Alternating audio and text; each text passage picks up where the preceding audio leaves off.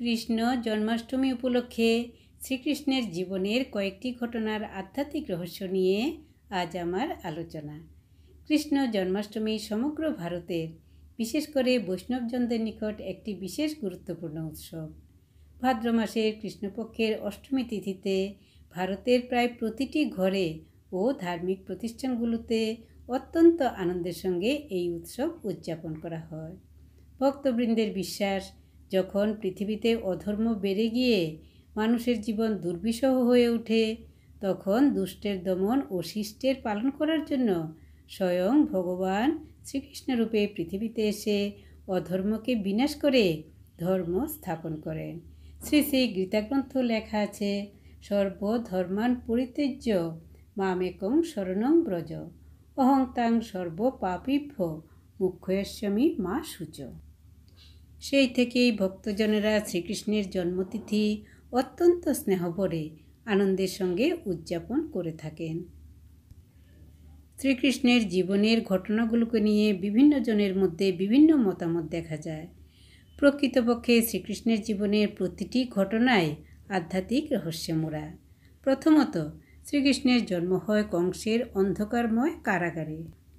এই কারাগারের অর্থ হল, পৃথিবী যখন অধর্মরূপী অন্ধকারের দ্বারা আচ্ছন্ন থাকে, সবাই যখন কষ্টে দুঃখে কাতর, তখন ভগবান ধরায় অবতীর্ণ হয়ে জ্ঞান দিয়ে মানুষকে অজ্ঞানতারূপ অন্ধকার থেকে জ্ঞানরূপ আলোতে নিয়ে আসেন। মানুষ তখন আনন্দে উৎফুল্ল হয়ে ওঠে। সেই আনন্দেরই প্রকাশ ঘটে জন্মাষ্টমীতে। দ্বিতীয়ত, অনেক ছবিতে দেখা যায় শিশুকৃষ্ণ সমুদ্রের উপর অশ্বত্থ পাতায় আঙ্গুল চুষতে চুষতে ভেসে আসছেন, কিন্তু বাস্তবে এরূপ ঘটনা অসম্ভব। কিন্তু আধ্যাত্মিক দৃষ্টিতে দেখলে দেখা যাবে, সেই সময় অবিভক্ত ভারতের আকৃতি ছিল অনেকটা অশ্বত্থ পাতার মতো, আর অন্যান্যদের কাছে ভারত দেবভূমি বলেই খ্যাত ছিল। এরপর শিশুকৃষ্ণের আঙ্গুল চোষা মানে আনন্দের অভিব্যক্তি, যা ভগবান কৃষ্ণ এসে আমাদের মধ্যে বিলিয়ে দেন। তৃতীয়ত, শ্রীকৃষ্ণকে দেখা যায় মানুষের বাড়ি বাড়ি গিয়ে মাখন চুরি করতে, কিন্তু নন্দরাজার তো কোনো অভাব ছিল না, সুতরাং কেন কৃষ্ণ মাখন চুরি করবেন? এর প্রকৃত অর্থ হলো, প্রত্যেকের মধ্যে যে গুণ বা বিশেষতা থাকে, তা তিনি অন্যের অজ্ঞাতসারেই গ্রহণ করে নিয়ে গুণমূর্ত হতেন। আর হাড়ি ভাঙার অর্থ হলো, মানুষ যখন অহংকার রূপ আবরণকে ভাঙতে পারে, তখনই মাখনরূপ সিদ্ধি প্রাপ্ত করতে পারে। চতুর্থত, গোপীদের জলের কলসও তিনি ঢিলছুঁড়ে ভেঙে ফেলতেন। এর অর্থ, সমস্যা বা বিঘ্ন এলে সে কথা বেশি বেশি চিন্তা না করে মাথা ঠান্ডা রেখে সমাধানে যেতে হয়। এই জন্য শ্রীকৃষ্ণ গোপীদের মাথায় জল ভরা ভারী কলসি ভেঙে গোপীদের জল দিয়ে ভিজিয়ে দিতেন, যাতে ঠান্ডা মাথায় মানুষ সমাধান করতে পারে। এটাই এরই রূপক। পঞ্চমত, শ্রীকৃষ্ণের বাল্যলীলাতে দেখা যায় তিনি গোপীদের বস্ত্র চুরি করেছিলেন। এর প্রকৃত অর্থ, মানুষ নিজেকে দেহ না ভেবে, অর্থাৎ দেহরূপ বস্ত্র ত্যাগ করেই যেন পরমাত্মাকে স্মরণ করে। পরমাত্মাকে স্মরণ করার এটাই হলো প্রকৃষ্ট বিধি। ষষ্ঠত, শ্রীকৃষ্ণের হাতে সর্বদা দেখা যায় বাঁশি। বাঁশির মধুর সুর অনেক দূর দূর অবধি শোনা যায় এবং সেই সুর সবাইকে আকৃষ্ট করে। সেইরূপ ঈশ্বর যখন এসে মানুষকে জ্ঞানের কথা শোনায়, ধর্মের কথা শোনায়, মানুষের মন তখন আনন্দে ভরে ওঠে।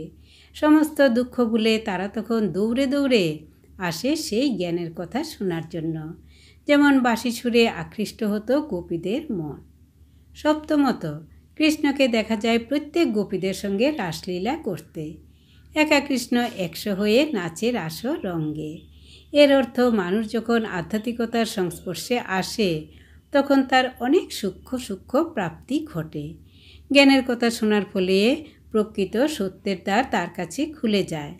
তখন সে মনে করে, ঈশ্বর শুধু আমার জন্যই এসেছেন, আমাকে খুশি করতে এসেছেন। এই যে অনুভূতি, ঈশ্বরের সাথে একাত্মতা বোধের উপলব্ধি, তারই বহিঃপ্রকাশ রাসলীলা।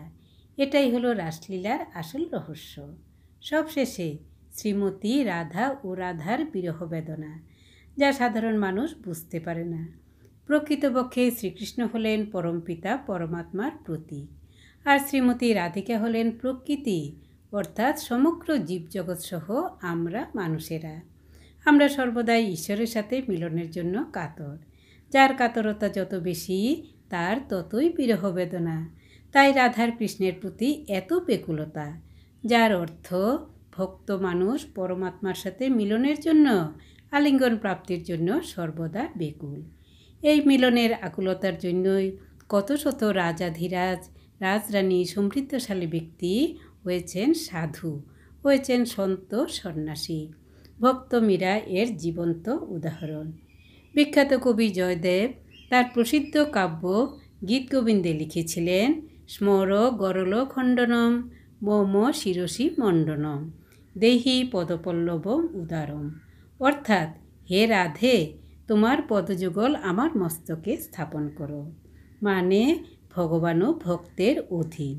এইরূপ বিভিন্ন রূপকের মধ্যেই লুকিয়ে আছে ভক্ত ও ভগবানের লীলা ও আধ্যাত্মিক রহস্য।